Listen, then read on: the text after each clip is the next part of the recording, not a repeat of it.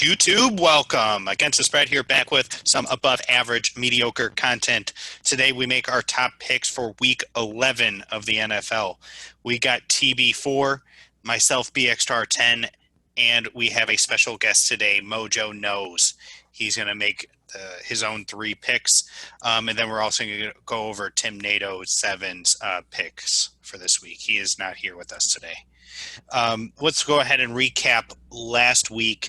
NATO 7 and BXstar10 both went 1 for 4, and TB4 did the best of us. He went 3 for 4. TB4, what'd you think about last week?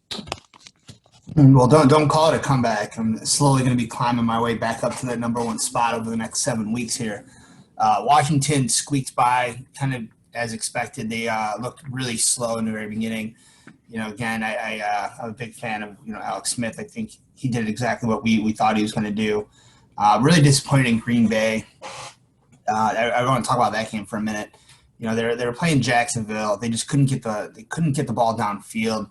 It looks like that run game was just almost non-existent. They brought in Dillon. He took a few carries. Williams was taking more carries than I expected him to, and I just don't know if that was the reason. But Aaron Rodgers did not look like Aaron Rodgers, and they still won. So I think that's a good sign in Green Bay.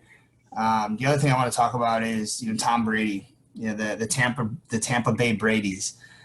He had gotten basically blanked the week before. We had called it out that he was going to come back and come out firing. They're going to push the ball downfield. They're going to be a run or a pass heavy team, and turns out they were both. Ronald Jones had 98-yard carry. I think he put up like 200 plus total yards of the day, and Brady was firing on all cylinders. I'm pretty sure almost everyone on the team had a touchdown pass that game. So, I'm pretty excited about last week's dominance as the number one analyst on ATS. All right, well, let's go over my picks from last week. I did have the Tampa Bay over as well, and I agreed with you that Tom Brady was going to have his bounce-back week. Cincinnati and Houston did not go the way I thought. Houston started off the game rough because of the fact there was a weather delay. It started like 20 or 30 minutes later than usual, so weather played a huge factor. Maybe it would have been different if it wasn't raining. Cincinnati, I went off of a hunch. I was just hoping Ben Roethlisberger wasn't going to play. Their defense was no match for – or Cincinnati's defense was no match for the relentless offense for the Steelers. So I did lose that one. But, I still went 1 for 4. At least I got Tampa Bay's over. Yeah. Well, let's dive into this week's. I think we we won our ATS lock pick of the week last week. We're back on track with that. Looking at this week, we have a lot of consistent picks. I'm looking at it from my perspective. I got Atlanta plus 3.5 playing against New Orleans. Drew Brees is out, and he's out for 3 weeks. Hill has been named the starter. I would imagine they're going to have some sort of flex option between him and Winston. Kamara came off the injury report today, so he's healthy. So I'm looking for them to put up some points. I just think that, with Hill at starting and Winston, too willing to just throw the ball downfield, I think that they're going to turn the ball over a few times. It's going to be enough for Atlanta to at least cover and squeak by. I actually think Atlanta has a chance to win that game and upset New Orleans. I have Tennessee plus 5 against Baltimore. I was looking at the stats right before here, and it kind of reconfirmed my pick. Tennessee's been playing some good football. Like Ryan Tannehill is very conservative with throwing downfield, but he makes it count. And then you have Derrick Henry, who's, in my opinion, going to carry that team over the edge and take out Baltimore. Lamar Jackson just does not look like Lamar Jackson of last year. They're on to him. They know he's going to be trying to run for 50-plus yards a game, and he just has not been as accurate as he has in the last year. So I'm looking at Tennessee covering that. And then I'll let our new analyst here, Mojo Knows, talk a little bit about the Vikings, but we both have them as our lock. And ATS lock the pick of the week is also the Vikings. So let's talk about that game. Let's discuss Vikings versus Cowboys. Yeah, it's real simple. Dallas is terrible. They couldn't stop a fire if they had a fire truck and fire extinguishers. McCarthy is destroying that team. The GM, whether it's Jerry or Sons, have completely botched that entire team. This team has been stacked for what, 8 years, and they can't win the playoffs. Dak going down early in the year has just led them to be utter, complete trash can fire garbage.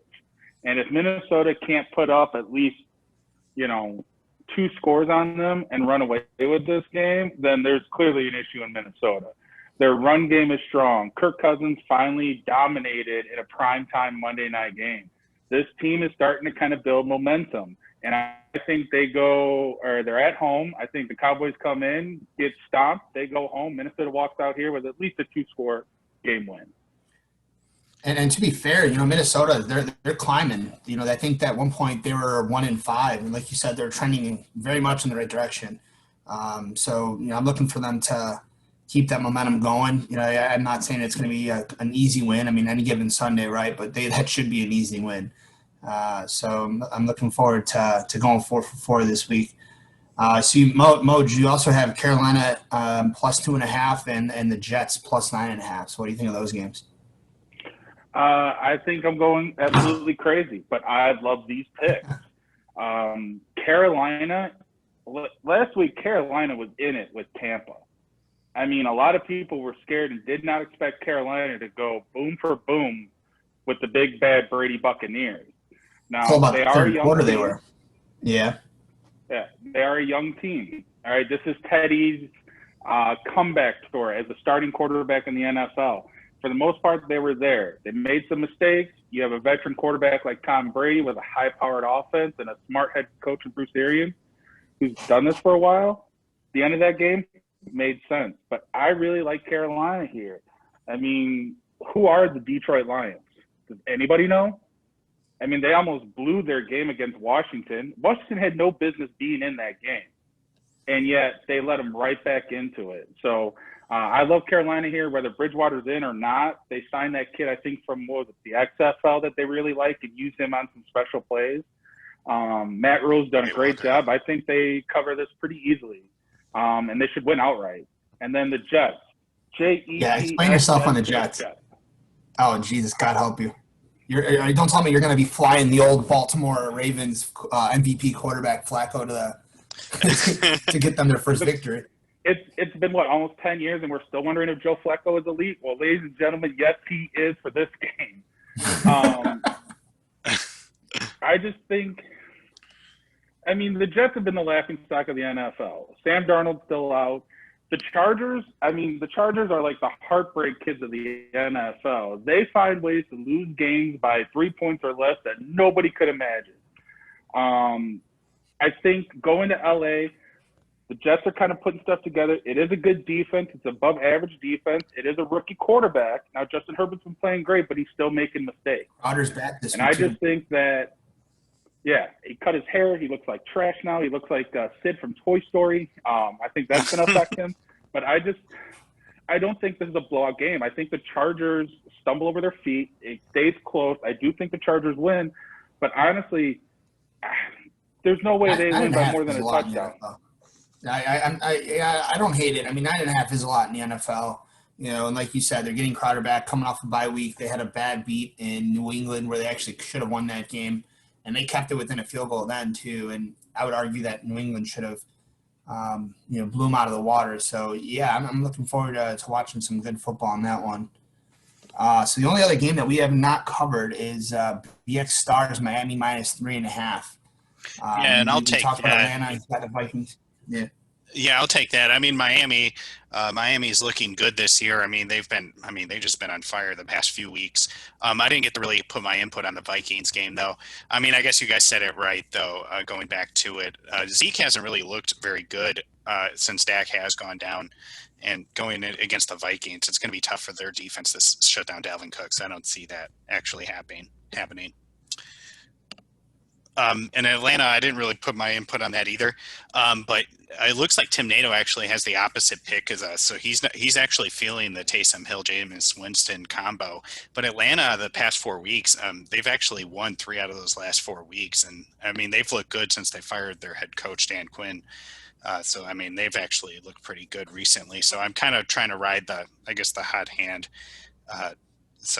Yeah, going back to the Miami game though, me and Tim NATO 7 both have them.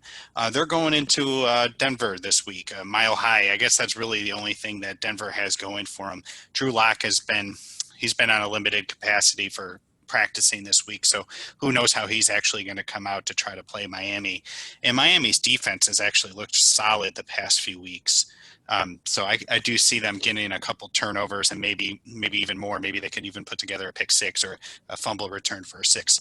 And Tua's he's looked pretty good. So I don't see them losing, and I think they'll win by more than a field goal. I think they'll at least by 10 points.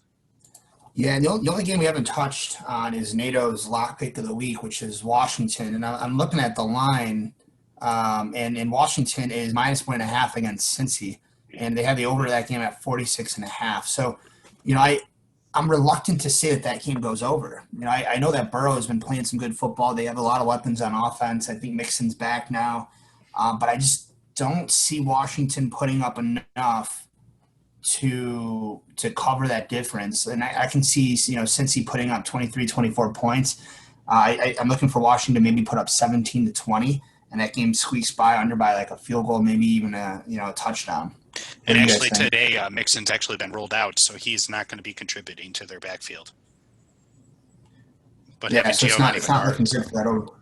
Yeah, but Bernard's more of a, he's more of a catching back. He's not going to run up the middle and, power his way for, 10, 12 yards like a Derrick Henry or, oh my God, like even Hines. Hines has been showing some power in Indy. Pretty impressed with that guy too. Yeah, and so I kind of wanted to take Cincinnati. I wanted to take Cincinnati this week, but with their performance last week, you can't expect their defense to come out and do much. So maybe that's why he kind of went that way. Cincinnati's defense just basically rolled over for the Steelers.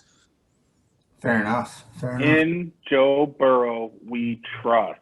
This kid is a walking, living, breathing legend. His story is going to be in next year's Madden. This kid came from nowhere, transferred, wins a Natty, wins the Heisman, #1 overall pick, and good God Almighty, can this kid sling the rock? I love the Bengals at +1.5. Yep. This is a team that nobody thinks about. Everybody looks at them and says, you know what, Bengals, might as well be a bye week. Some people think the Bengals are even worse than the Cowboys, but this team fights. Zach Taylor's a young head coach, and he's got a lot to prove. And let me tell you something. His first game of the year, first NFL career game, this guy went for 61 passing attempts. So I understand that their O-line is terrible. I don't think they could stop the wind gust if they tried. And Washington's front seven is stacked beyond imagine. I mean, Chase Young haunts me in my dreams as a former offensive lineman. But I think the Bengals are going to move the ball. T. Higgins has come in, has kind of found his little niche on certain plays. He's kind of that – nobody's really covering him, and he breaks a big one. I think A.J. Green gets a little bit involved this week. I don't like Washington's secondary. And they just played Pittsburgh last week. So I think that game, with Mixon out, they're going to look at me passing. Washington's secondary is going to look like child's play compared to Pittsburgh last week. So, I like Cincy to win that game outright. Yeah, the over-under, I honestly, this is the one that gets down to the wire where you're sweating your what's off, whether it's the under or the over. And for some odd reason, I just feel like this one might just might jump on the over. It's probably going to be a last-second field goal or a garbage time touchdown that sends us into the overtime. Because, I look at Washington last week. They should have been dead done by the second half in that game. And yet they've lost by a last-second field goal. So I like the Bengals in this one, and I like the over. And there's been multiple games with the Bengals this year that they've lost by like one play, basically. They're just one play away from winning those games. Like, just imagine their record if they could have actually put those games away and actually won them. They could have been up there. We might be talking about them in the playoffs. Well, I think even Joe Burrow mentioned that in an interview a couple weeks ago where he's like, if a couple teams break our way, he goes, we're sitting at, I think they would have been 5-2 at this point. Yeah. And it's like, when you look at the games, you're like, yeah, yeah, they easily could have been 5-2. This is a very young and upcoming team, and it's one of those teams where if you're betting, it's almost like it's a high risk, high reward bet because they're always getting, the underdog look, which they've covered on more than one occasion. The over-unders, if it lines up for them where it's a mediocre defense, a subpar defense, they could easily put up a lot of points fast. Yep. Yeah, completely agree with that. All right, guys. Do you guys have any fantasy players that you're watching this week? I do. I'm actually a fan of Hunter Henry this week. When I look at, Hunter Henry, he matches up very well against the Jets. So I look at teams that have played the Jets over the last 3 to 5 weeks, and the Jets have given up a lot of yardage to tight ends. One of the worst 5 in the NFL. So I'm looking for Hunter Henry to have a breakout week. It's good to hear, Mojo. How about you? I think it's kind of – now hear me out on this. I think that in the Kansas City Raiders game, I think we see Darren Waller have another big game against them. I don't think they can stop him. I mean, the last time they played, he had, 11 receptions or something crazy like that? That was insane. And they upset him. Exactly. I mean, Kansas City is a good defense. I'm not taking anything away from them. They're a stacked team. But for some odd reason, they have difficulty with tight ends. And I don't know if it's just because they don't want to put the honey badger on the tight end and shadow him. I mean, Waller's a big guy, so he's got the size advantage. His basketball background helps him immensely on those jump ball scenarios, similar to how Travis Kelce does it for the Chiefs. But I think Darren Waller has himself a game. And a sleeper pick might even be Henry Ruggs. He might have his breakout game against the Chiefs. Mm-hmm. Oof. Who you liking? Yeah, I'm thinking I'm going to go with Jacoby Myers from New England. He's actually had a really good four weeks. He put up I guess it was only 5 receptions last week, but in fantasy he had about 16 points. Against the Jets, he put up almost 29 points with 12 receptions and 170 yards. But this week he's going against Houston, and I mean Houston's defense is pretty lax. So I mean he can put up some major points for you. He hasn't gotten a touchdown yet this season, but it's possible that he will. He's thrown for a touchdown now. He threw one last week. Hey, but that's not something you can predict is going to happen every week. No, you can't. But I like him being a candidate to get his first touchdown catch. When I watched that guy throw the dime in the back of the end zone, I'm like, who is this guy? They usually New England usually uses that option for Edelman, but obviously that's a lost cause this year. Mm-hmm. Well, New England can't find a receiver to save their life, so and they have way too many running backs. You never know. I don't trust a lot of guys in New England from a fantasy value standpoint for that reason, unless it was like Edelman because he's going to get his 10 targets. But that was only, there's only been one player that you could trust in New England for the past 15 years, and his name was Tom Brady, but he's no longer on that team. Bill Belichick is the kryptonite to all fantasy football players. Yep. I mean, there should be a warning when you start out your fantasy football league. Do not draft a New England Patriot because all it will do is lead you to misery, pain, and suffering. But they'll get Yeah. I mean, look how good Cam was in the first 2 weeks, and everybody jumped on that Cam train, and then all of a sudden, what happened? Yeah. Oh, yeah. All right, well, there you have it, guys. We have Vikings -7 as our ATS lock pick of the week. You can go ahead and put that to the bank. If you like our content, please like and subscribe. We'll see you guys next week.